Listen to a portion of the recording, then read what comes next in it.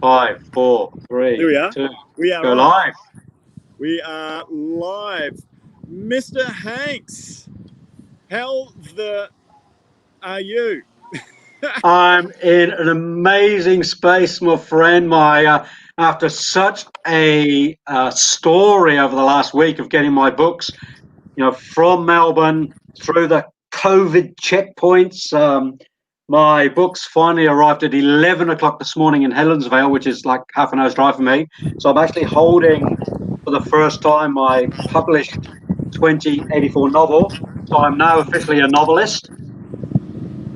There we So are. I'm Look at that. The books have super excited. arrived. Super excited, yeah. So, technically the depot was closed today because it's a public holiday, but they opened up for me. They were absolutely amazing. A big promo for Star Trek. If you're going to get anything delivered, they're the people. So, Wow. man, it was great. So really excited. The book launched tonight on the Gold Coast in Broadbeach. So in like 4 hours, 5 hours time, we'll be starting the book launch. There we go. All right. So we've got a few things to discuss, and the book launch obviously being one of them. But if we look at the location of where I am, I'm going to do a bit of a reveal. Here. Look at this. Look at this. Look at this. In the Alchemist. The Alchemist. Yeah, baby. So Yeah. coming to you live from the Alchemist GC, as in Gold Coast Cafe. We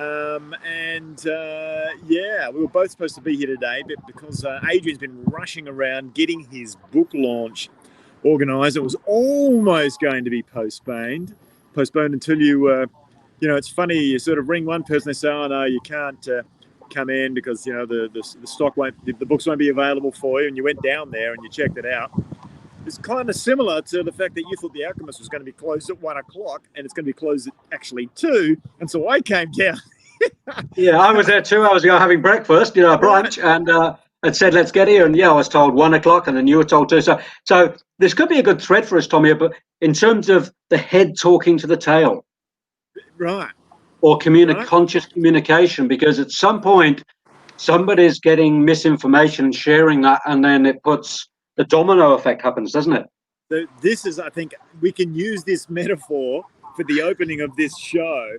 And if we set the theme of what it is for this week, which has been all about which Q, Mr. Hanks? I think we're looking at spiritualogical, the spiritual intelligence, SQ.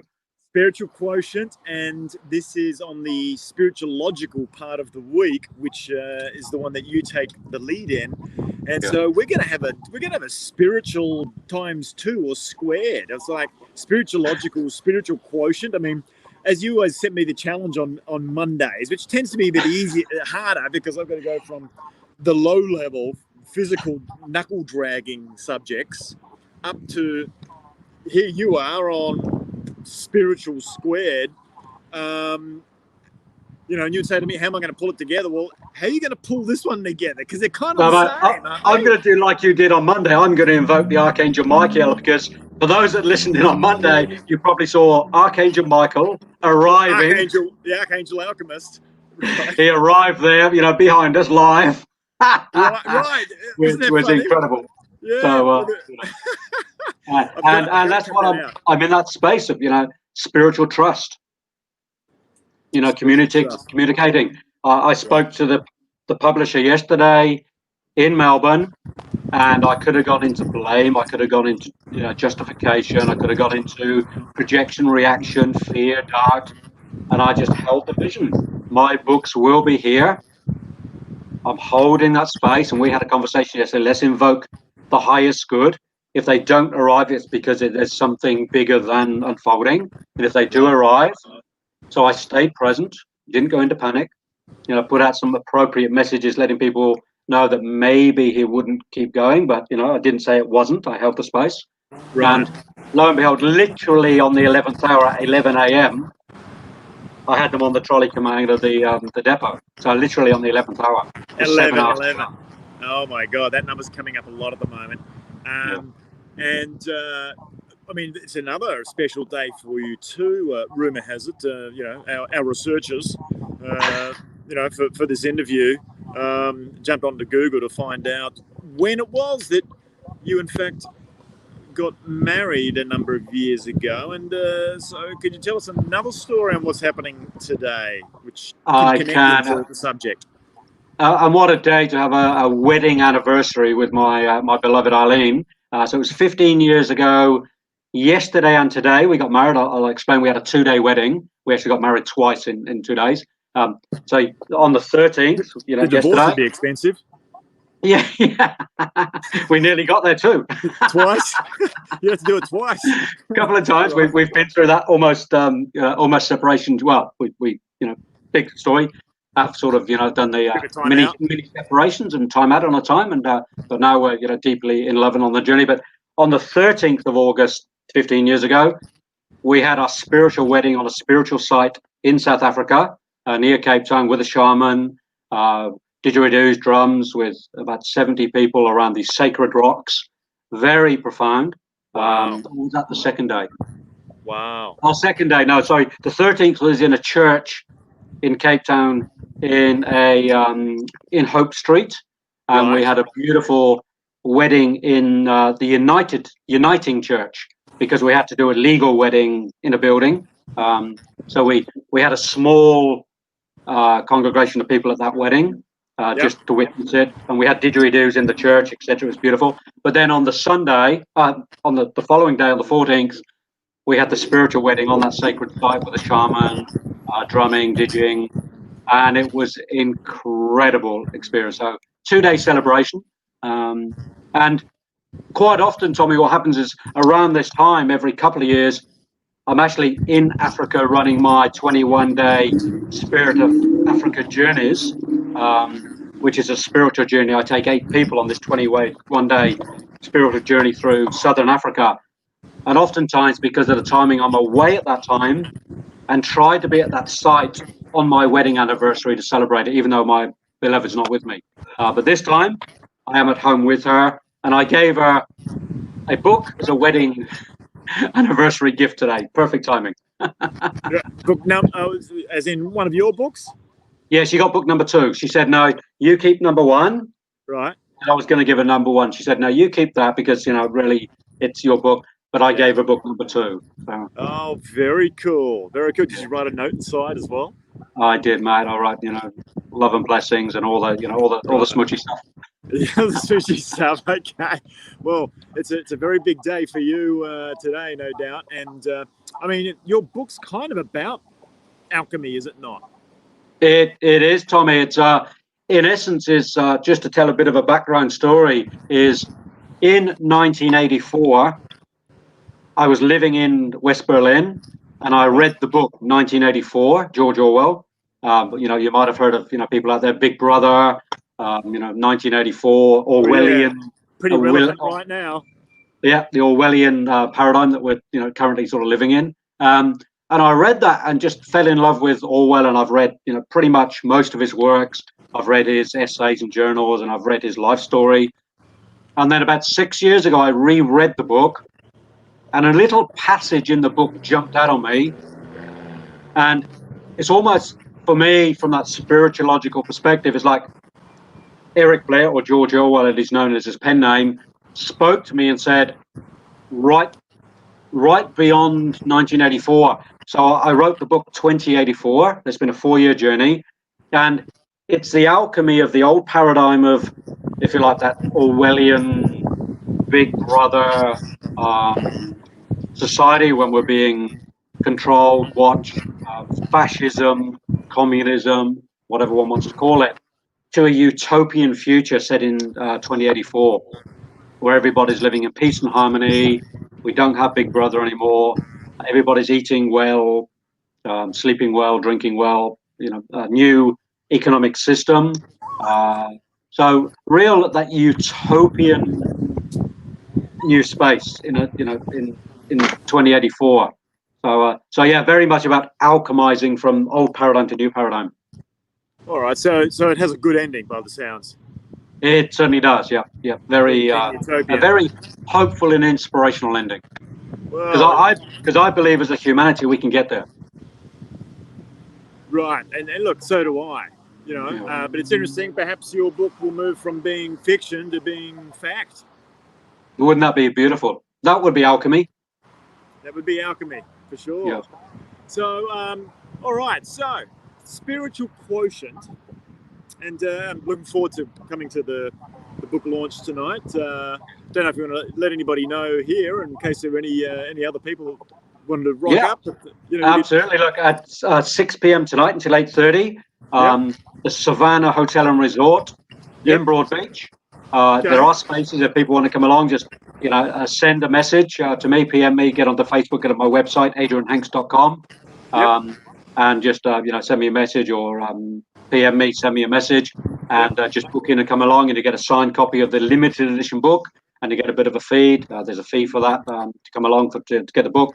But yeah, anybody open to anybody in Queensland, because unfortunately any Mexicans over the border in New South Wales can't get in because of the border closure. Certainly anybody on the Goldie or in Queensland are very welcome to come. But contact me, let me know, and come along and have some celebratory fun with us all. Fantastic. Awesome. So you're looking forward to that. All right. So the Spiritual Quotient and the Spiritualogical, obviously closely connected for the mere coincidence that the word spirit happens to be in there as their root word. Connecting those up, I mean, when we're talking in the context of the spiritualogical, obviously we're talking about us as humans, or souls that have this sort of like wraparound, what we were kind of calling the kebab, not the cabal, but the kebab, shall I say, on Monday. Good. Right? Yeah, make sure they're clear on the difference of that. Just a little. And with this sort of like meat wraparound on this soul, and discussing that from a human being, bearing in mind we've been very much doings over however long, how does that connect to, with being the spiritualogical, to one's spiritual quotient, and then bring that into the corporate world? Yep. Okay. So what I'm going to do, Tommy, to begin with, I'm going to give a picture of the human being from my perspective, from a beginning with that building blocks of the physical. Yeah.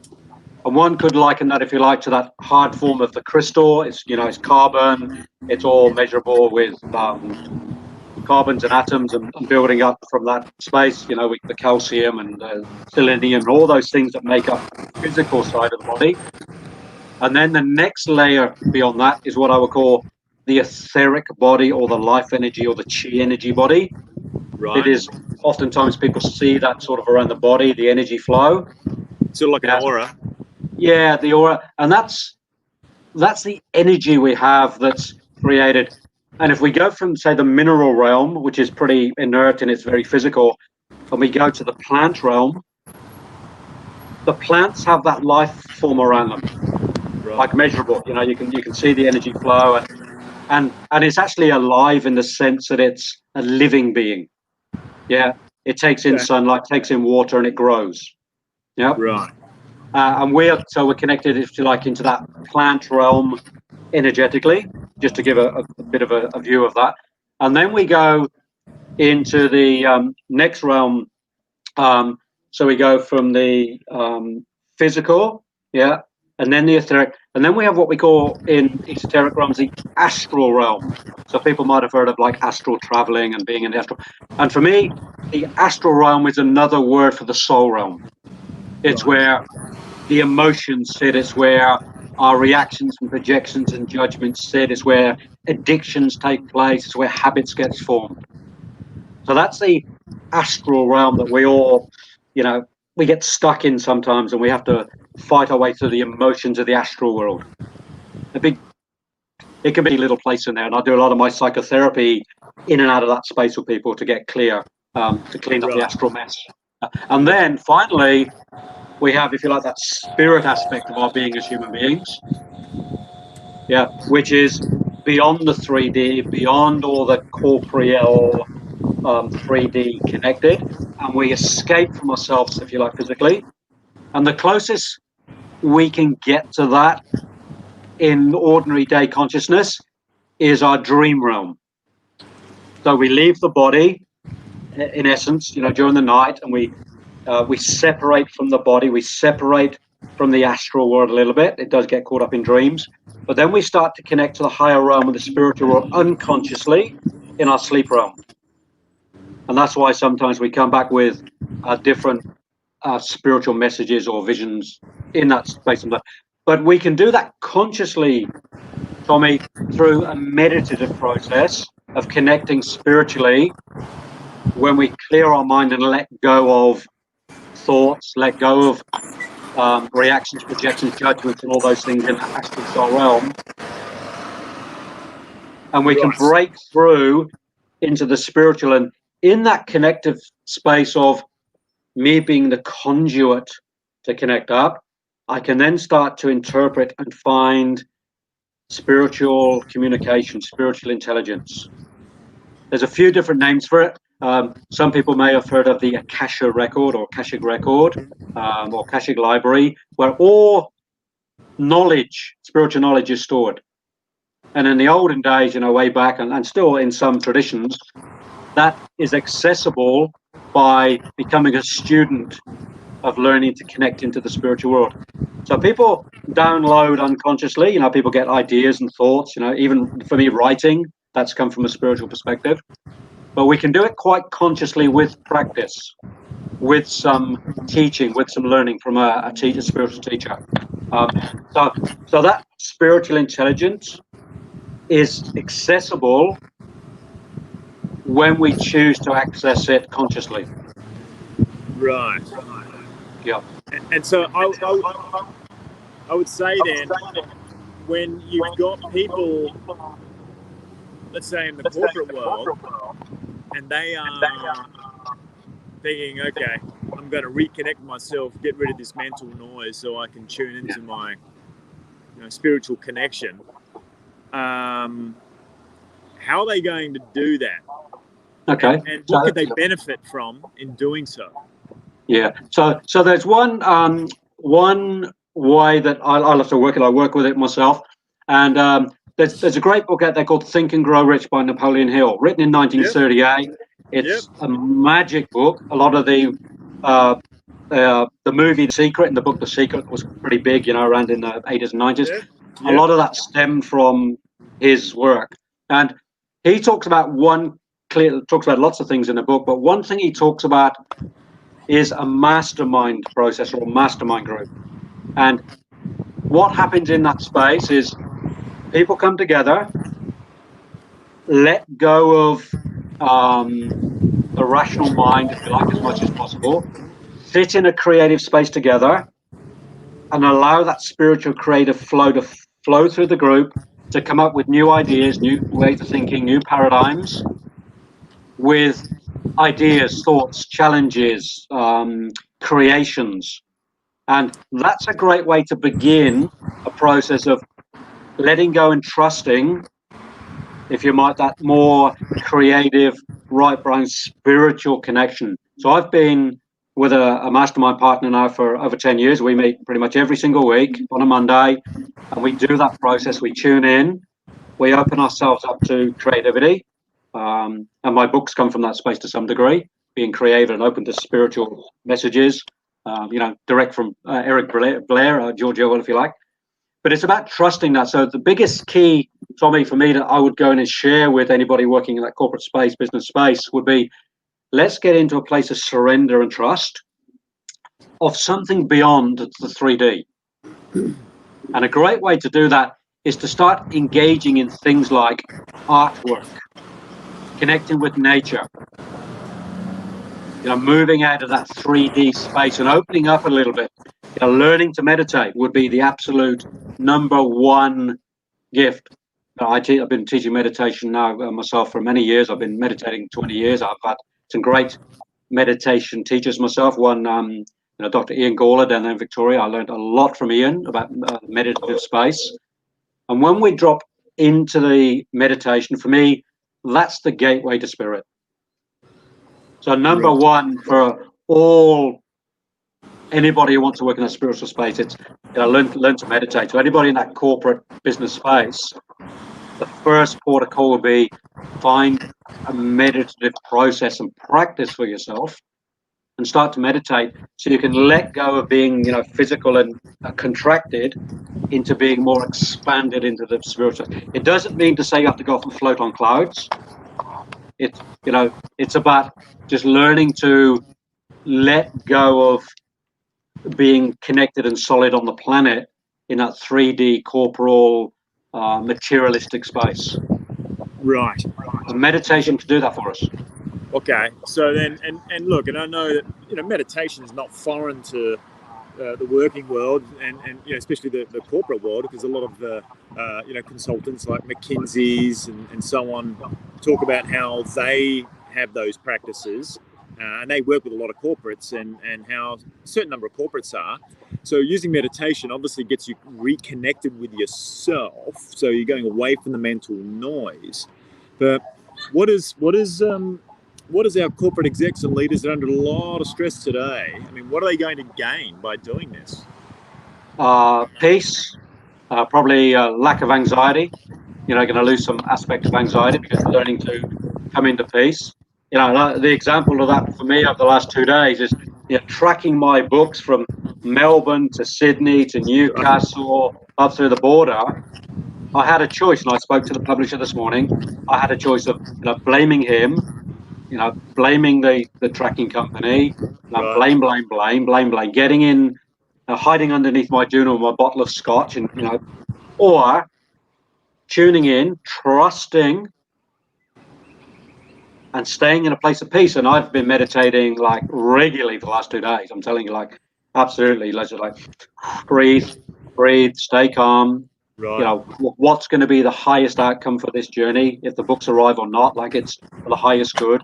So that aspect of trusting beyond my own understanding of what I think is the best outcome, that's a good place to get to. And in that business corporate space, everything often is about delivering results,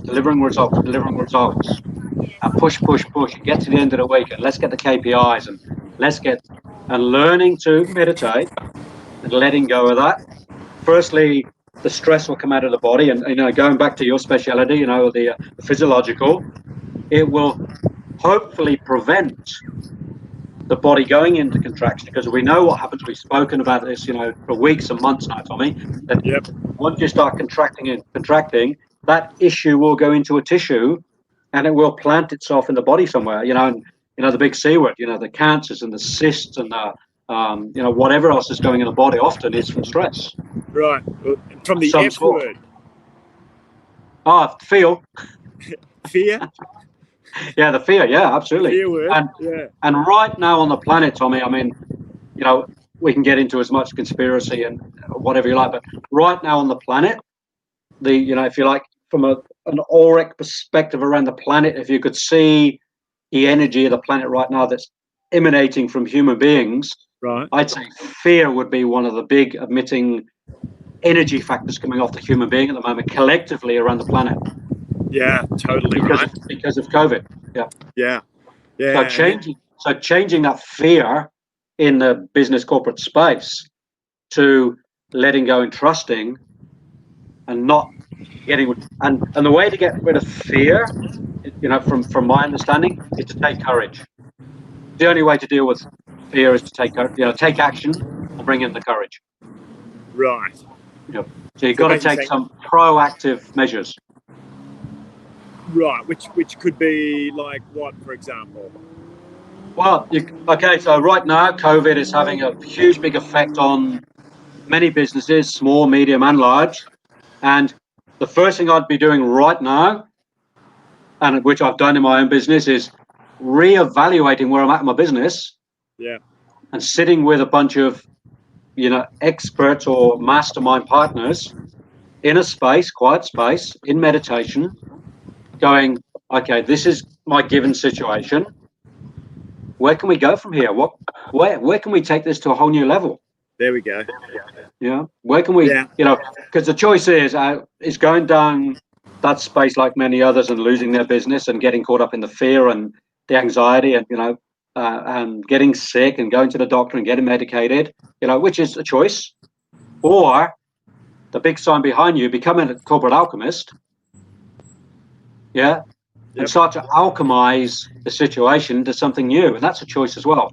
It may not be easy, but if you get in the right team, the right support people, the right people who have that alchemic understanding to guide that process, I believe the opportunity to step into a new paradigm is quite incredible for many. But you have to take courage and action to break the fear. Totally. Yeah. And I think it's not just limited, obviously, to the opportunity in the corporate world, but the world at large, and it is changing from what we've been used to, and everybody was on that treadmill, and then this automatic sort of like subconscious thinking level of acting out each day the same sort of predictable thing, and now it is for a lot of people it's very frightening because they don't see now a future. Not that you can never really predict the future. I mean, it's all there. I can. I've written about it. It's predicted. There it is there, right? Although I've got a feeling yours is going to be a pretty good prediction. Orwell did it in 1948. There we go. Right. 1984, 1948. But it's changing. And when it changes from what people believe is going to be happening because of what's been happening over the last so many years, now it's starting to look real that it could be very different. It becomes very disconcerting for a lot of people. And the F word comes in, right? So with fear, what are some of the ways that people, whether they're in the corporate world, they're leaders or they're employees, they're people, what are some approaches that people can take to welcome and to embrace what I think ultimately, as per the theme in your book, is going to be about a utopian existence? Yeah. So Tommy, great question. Thank you. And from a psychotherapeutic perspective, and I work with this a lot with my clients in that psychotherapeutic place, is when we're faced with fear, we have to go to the core and name the fear. Rule number one, name the fear. Like, what's inside the body? What's inside the mind? What are you really fearful of? Are you fearful of change? Are you fearful of looking like a fool? Are you fearful of becoming back in the poverty space? Are you fear of losing credibility? Are you what is the fear? For me, the number one is name the fear, and that's a bit of a psychotherapeutic process sometimes to go down that rabbit hole. And that could be a very old fear, it could be a fresh fear, but once we name the fear, we can then shrink the fear, because what happens, Tom, is we get two aspects. The fear is this big, and I'm this big, and I get swallowed by the fear. So we have to reverse that, where I become big and the fear becomes small, and I tame the fear. So the first thing is to name the fear. So I say name it, then tame it. Yeah. And then we can start to put a plan of action into place through a mastermind process, through a engaging coaching process, to say what needs to be done to alleviate the fear and to move on into courage and into the new paradigm. How do we change? How do we become that alchemist in a project? So first thing always, Tommy, is name it. And that can be done through artistic movements, somatic psychotherapy, a little bit of cognitive, maybe a mix of each. Wow. But it can always be found. What does that actually do when you name it? Is it like just becoming aware of it? Well, one, it's freeing. Secondly, it's empowering. And thirdly, it means you can actually go and make a real change, because if you don't name it and try to make changes, I'm telling you, that fear will just keep popping up along the way. Mostly disguised, unrecognizable, in the shadows, because that's where fear lurks. Right. So we have to shine the light on the fear and bring it out. Otherwise, it'll just pop its little head up over and over and again. over again. and Right. become the sabotage, become the old paradigm story, and eventually, as we see, the fear will win because it's a powerful being. You know, Right. in my lineage, in my spiritual lineage, we call it one of the three beasts. Oh. Yeah. Okay. One of the three beasts. What are the other two? Not that I want to go double clicking on those yet, but just interested. Yeah, well, we'll name them and we'll park them for further discussions. So Yeah. you have fear, Yep. which you overcome by courage. You have Right. doubt. Doubt is a huge, big beast, and we overcome doubt with clarity, clarity of mind. And then the third one is hatred, even self-hatred, and that can be overpowered by the sense of self-love or love. So each Interesting. one's got an anecdote. Each one's got something that can heal it. Right. Fear and courage, doubt and clarity, and hatred and love. Right. They're the three beasts that live in all of us at any given time. Okay. So then, what about this? How does this kind of clash or align with? Oh, look, just think positive. Yeah, well, thinking positive usually is around thinking with clarity. So that's more about the doubt. Right. Yeah, like slightly more on the doubt space. In Right. terms of the fear we're talking about, yes, have a clear mind, but unless you name that beast, unless you name that fear, it's actually hard to have a clear mind. It's hard to be positive because what will Right. happen is the positivity will arise, and look, by all means, work in positivity and keep Yeah. having a positive mind. But there's going to be continual nagging of the fear. And it'll be in, we've all been there, I don't have to Yeah. explain it. Everybody knows what fear feels like in the belly. And if that fear gets too gripping, it doesn't matter how much positivity you have in your mind. At some point, that fear is going to knot up the guts Right. and take over. And from my area in the physiological, just for a moment, I mean, that's the sort of thing that will then end up being chronic disease over a long, long time. Of course it will. Yep. Right. And so you're bringing it in effect to the surface, almost like, for want of a better metaphor, popping a zit, right? Yeah. Yeah. There we go. All over the screen. Thank you. But you are bringing it to the surface. You're bringing light to it. Yeah. And in doing, it's okay to therefore move away or not get confused with this. Just think positive. In other words, try and keep it in a box and ignore it, because, like the truth will eventually will come to the surface. And we'll take that on macro view right now. And what's happening in the world, we could stretch that out for a massive topic. But you're bringing it to the surface to acknowledge it, and then going, okay, from a fear perspective, I feel it and it doesn't feel good, but then bringing in courage to say, but it won't stop me moving forward, provided my courage is net positive against my fear. So I'm feeling my fear, but my courage is bigger. Yeah, that's it. And it's a continual battle. And there's a great image of that I often used, Tommy. There's a couple. One is St. George and the Dragon, where he's actually standing on top of the dragon or the fear or the dark, because that represents the beast. Yep. Or Francis of Assisi in the wolf. Right. He's always taming the wolf, which is, the fear, the doubt, the hatred. So it's often represented by a beast like a wolf in mythology. And I think it was Jung who said something around Carl Jung. Yeah, we don't get enlightened by basking in the sunlight. We get enlightened by basking in the shadows. And I think sometimes we have to dig into the shadow to name it, to tame it. Because if we're in that spiritual light all the time, well, there's not really much effective work in that. It's a bit you're lazy. Never going to be dealing with it, are you? I mean, it's a bit lazy. Unless you acknowledge it, you're never going to deal with it. It's not going to go away, is it? It's just going to lurk.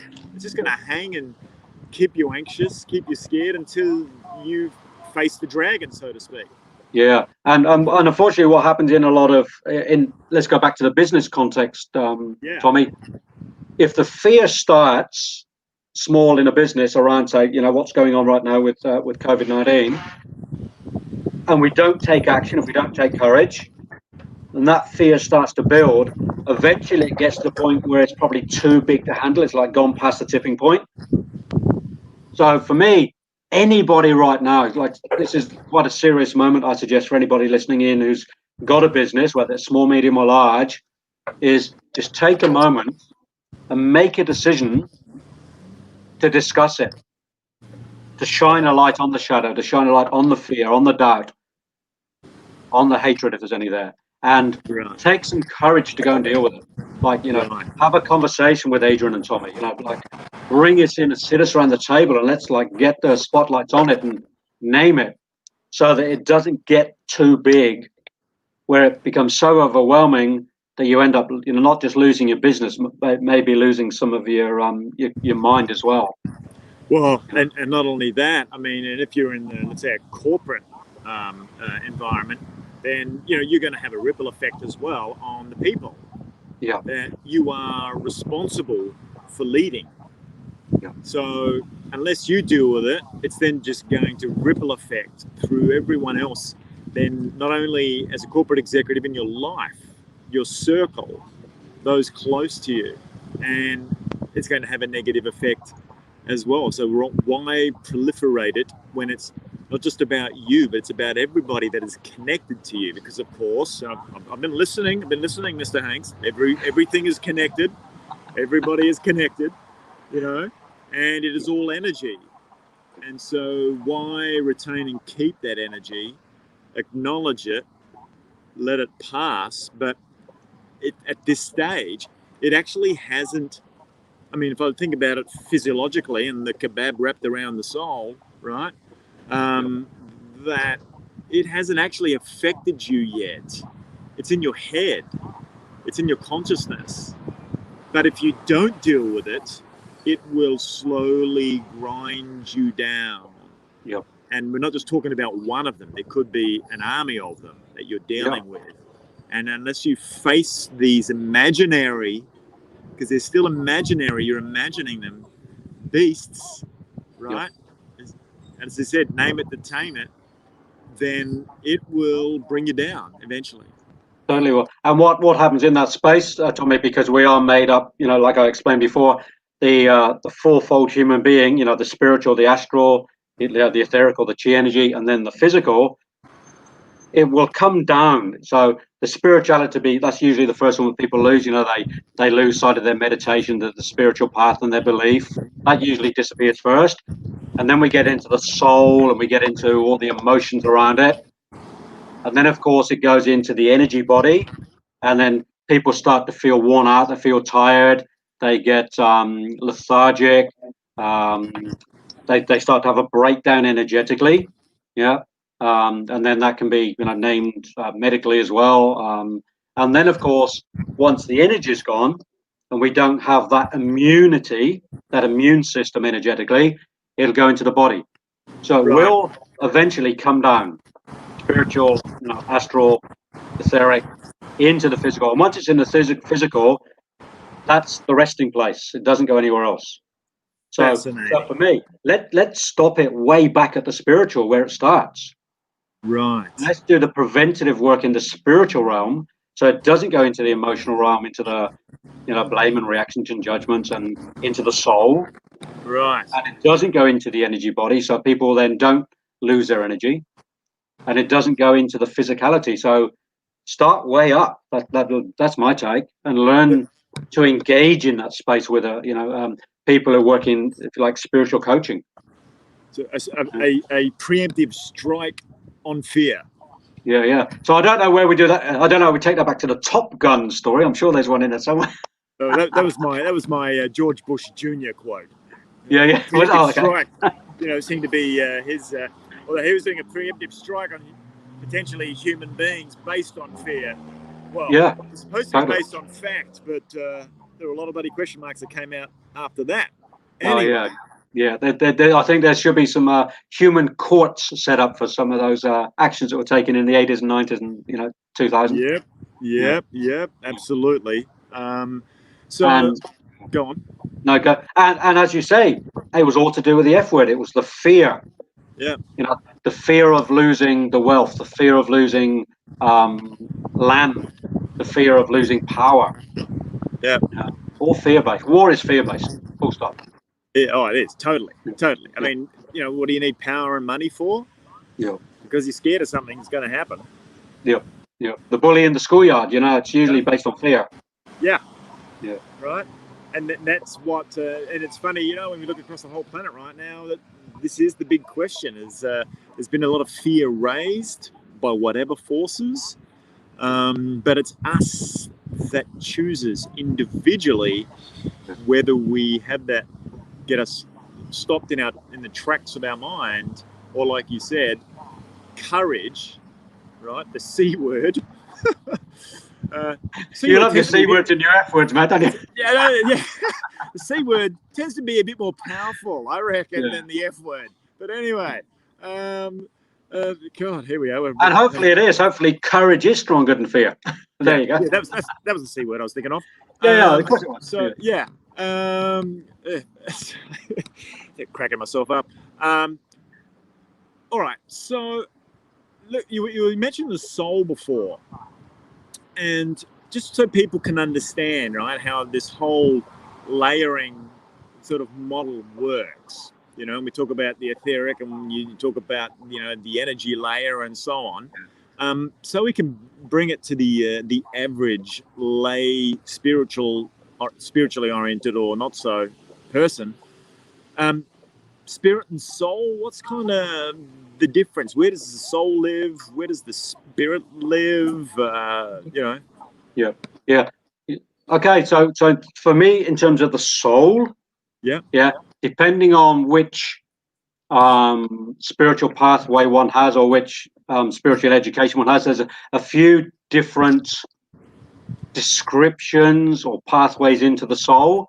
At the end of the day, they're all the same. It's just as humans, we like to, be different and find different language and different pathways to get there.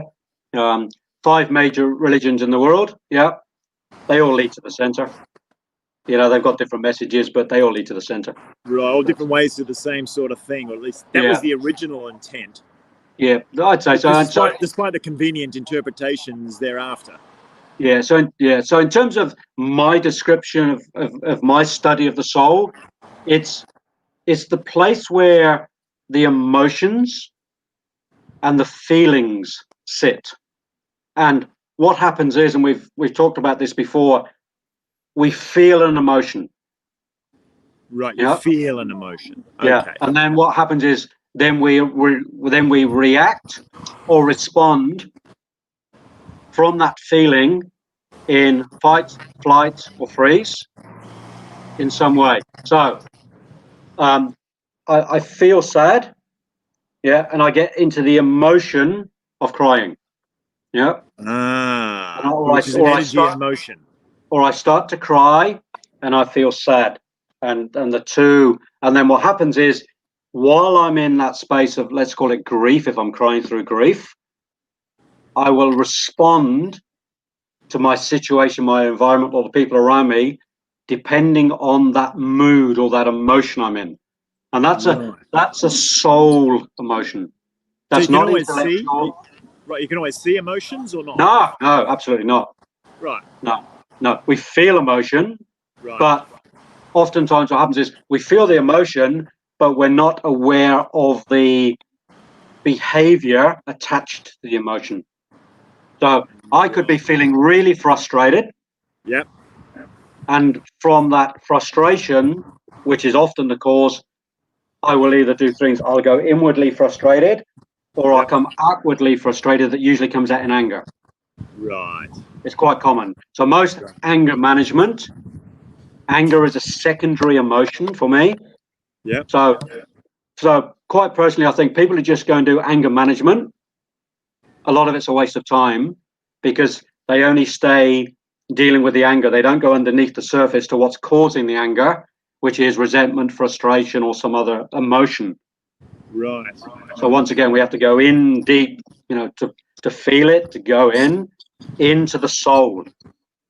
So cognitive therapy goes into the thinking around it and what one is attached to it, intellect. But emotional psychotherapy or soul psychotherapy or soul therapy goes into the feeling behind it. So a lot of cognitive therapy doesn't really go into the how do you feel.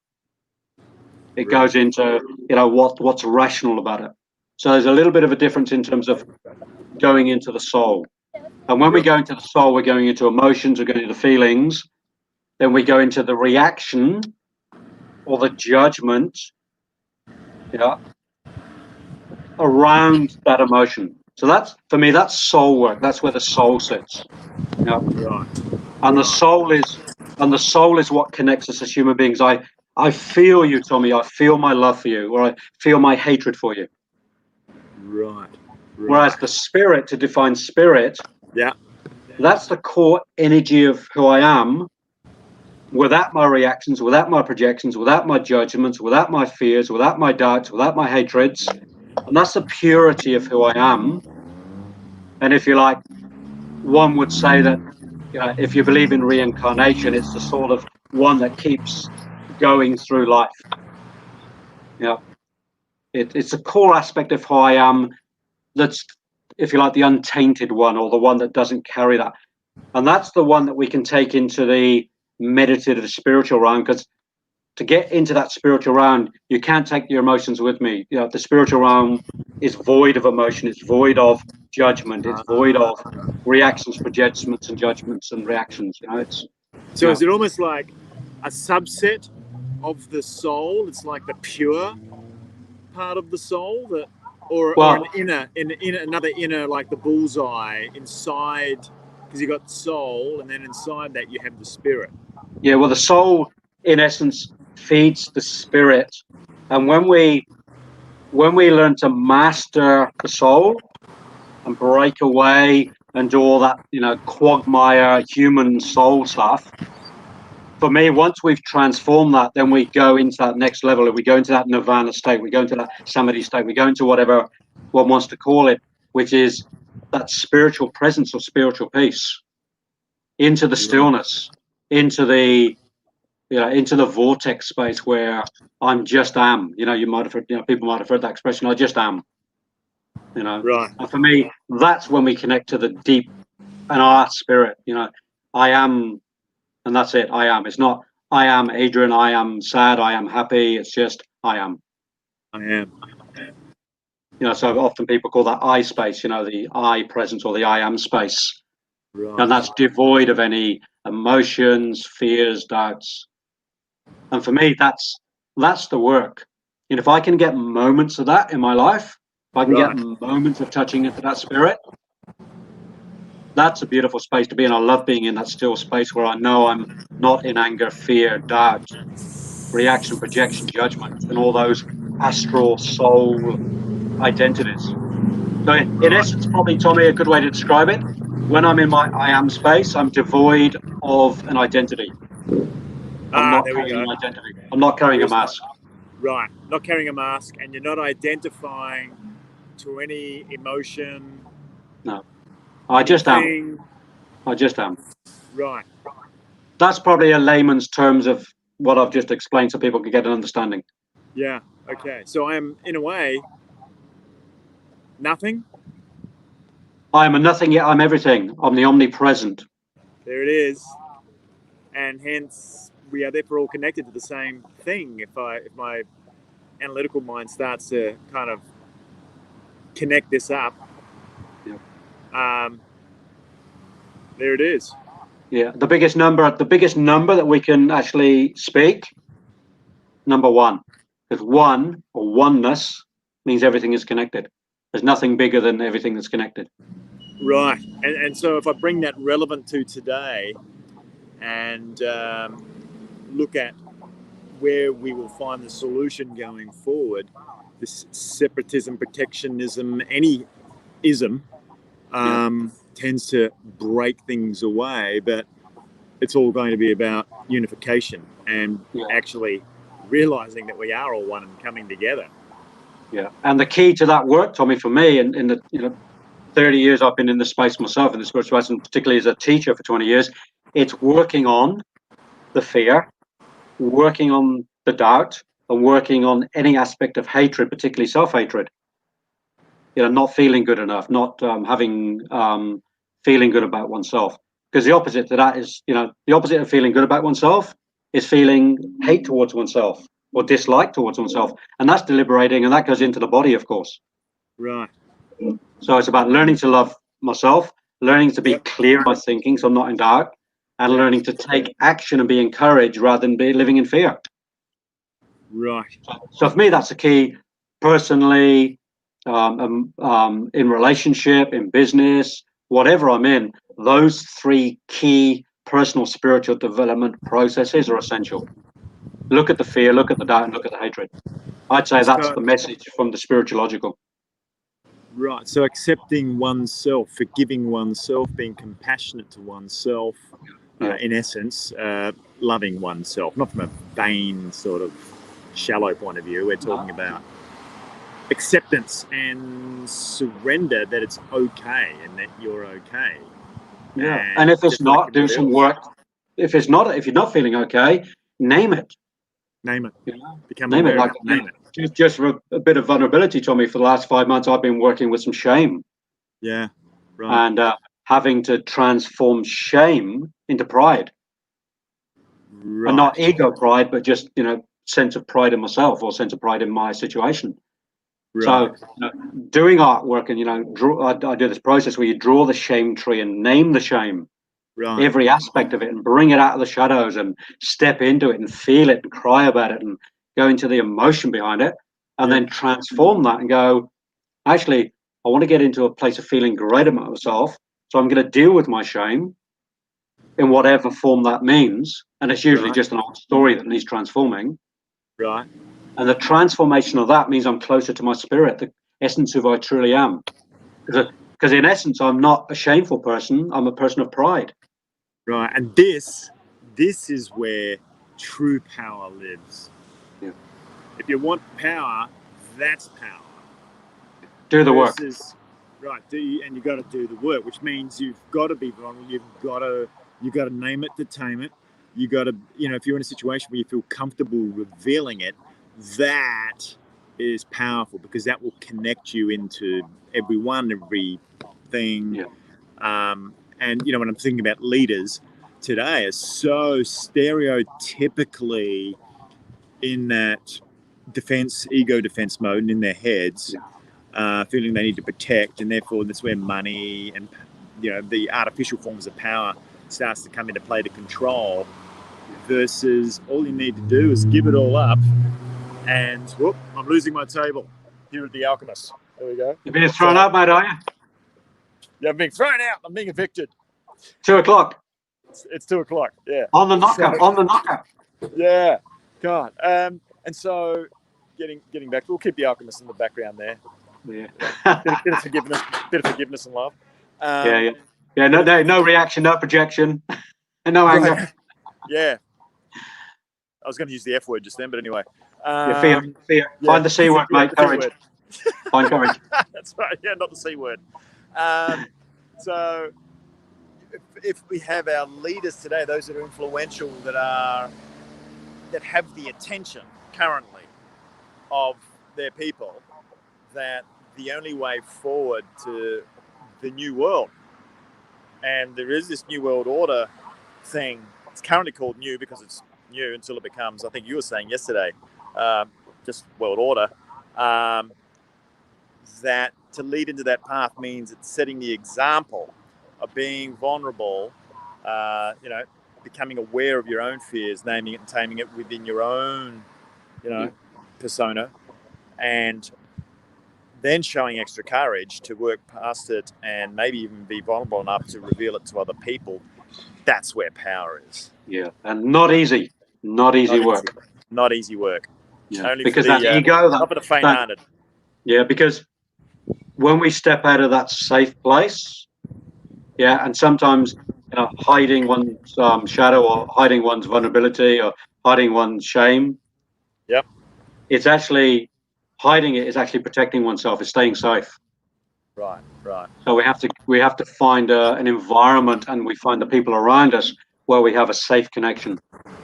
That's the first point to call. We got to find, and in as you know, Tommy, you spend a lot of time in space. Around the boardroom is not always a safe space. Oh hell no, it's not. There's a lot of fear, anxiety in there, and people aren't aware of it. They're just operating in a mode of operation that they've been programmed to, or have programmed themselves to act in, to survive.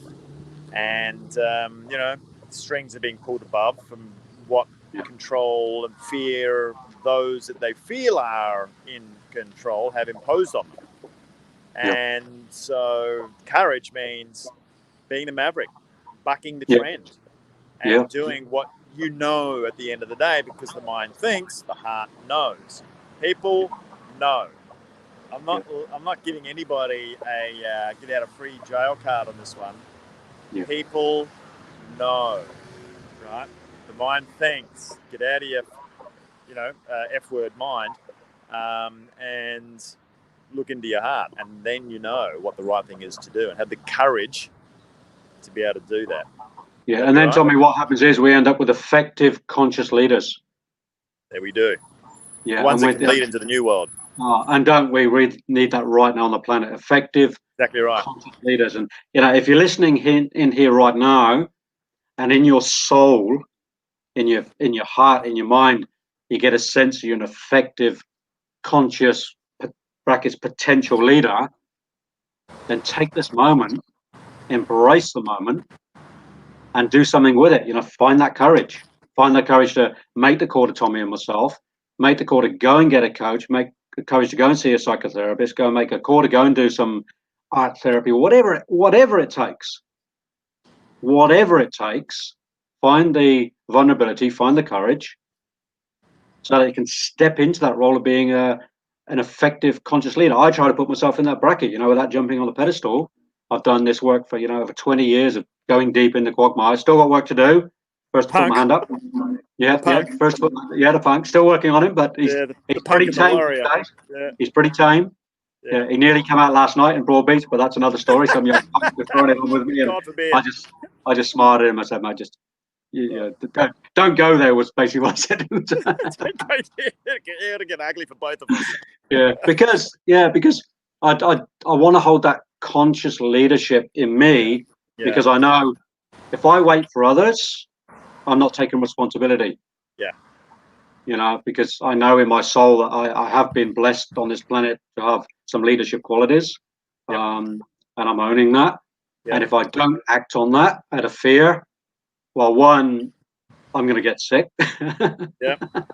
Full stop. I'm going to get into disease. Your kebab's going to get sick, and you're going to have to come back and do another lap on the planet. For those that believe that's what happens.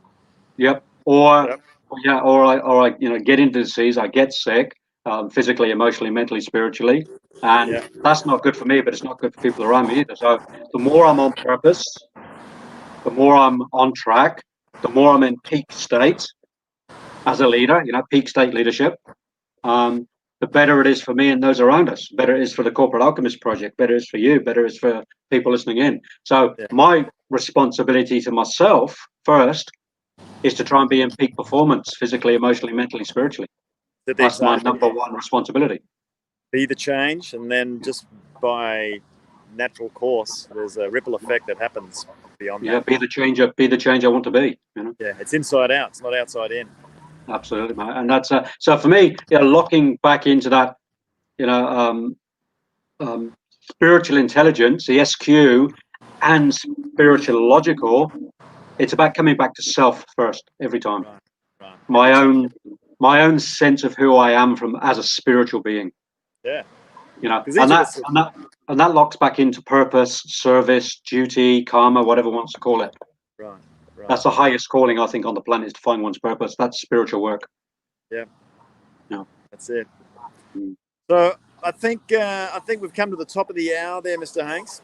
We have, mate. I've got a big afternoon of preparation now, and it's all right. Bit of a shave, and get my brand new David Smith shirt on. Just a plug for David Smith shirts. David Smith shop in Burley, the best shirt shop on the planet, I reckon. So I'll plug out for David Smith in Burley. Such a big day for you. Just huge, mate. The 15-year anniversary, the book launch. It's all happening tonight. Once again, details. So, Savannah Hotel and Resort. Yep. Surf Parade, Broadbeach on the Goldie. Right. contact me. We are catering, so I need to know numbers. Just around that, and we're getting close to the caterer coming to a completion around 4 o'clock, so it's like another 2 hours time. As we're live here, for those that are listening in live, some will be recorded. But if you missed the launch, go to my website, adrianhanks.com. Go to the 2084 section, and you can order a book from there, and I'll get a book out to you as well. So if you can't be at the launch, at least get a copy of the hottest off the press book on the planet right now. It's only come out of the boxes 3 hours ago. So hot off the press, literally hot off the press. Literally. But I'd love to see people there tonight on the Broadie. If you can get down here, come and have a bit of a bite to eat. Afterwards, a bunch of us, probably going to go out for dinner, have a bit of a social for the ones that come along as well somewhere. So it's going to make a night of it. It's cool. It'll be a good one. So awesome. So Tommy, that's wrapping it up on the Spiritualogical for the week. It is on SQ, Spiritual Quotient and the Spiritualogical. My God, we went very deep there. And hopefully that's going to resonate with some people, because it's all about resonance and energy these days. It certainly is. And this time we've come to you from the Alchemist, or the Corporate Alchemist Project, coming to you from the Alchemist. We'll have to make this kind of like the studio point that we come back to from time to time. I think.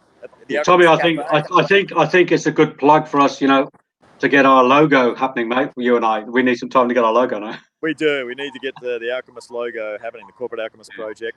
But folks, if you're looking at getting an executive lifestyle assessment, you can do so online as well. You can see there, Tommy G, biotechexec.net is actually for the program as well. But you can, for free of charge, executive lifestyle assessment, and 20 to 30 minutes doing a life strategy executive lifestyle strategy call. But I'm looking forward to getting some of that food tonight that you're going to be having there, Adrian, and the atmosphere and people that are rolling up, and getting my signatured book. Yeah, mate, you'll get it. You will get a copy. Yeah, maybe number 111 would be good. Yeah. One, right? one. Yeah. And I think that's about it. There we are, 2084 book, adrianhanks.com. There it was. Yeah, there we go. It's coming up again. Yeah. For everybody, have a great end to the week. Yes, there are changes in the world. Some using the F word on it. I find it exciting because I think where it's going to end up is basically where Adrian's book probably points it, into that utopia type state. It's about time for some change for the better than where we were. So I think the world, as you were saying, Adrian, is now having the opportunity to, name it, to tame it. Yep, absolutely, mate. So I think we'll leave it there, my friend. We will, mate, and we'll see you tonight, Tommy. We will. Looking forward to it. Okay. See you, buddy. Thanks, everybody, for listening in. And remember, find us on the LinkedIn, the Corporate Alchemist Project page, or you can jump over to the group as well. So we'll end on that.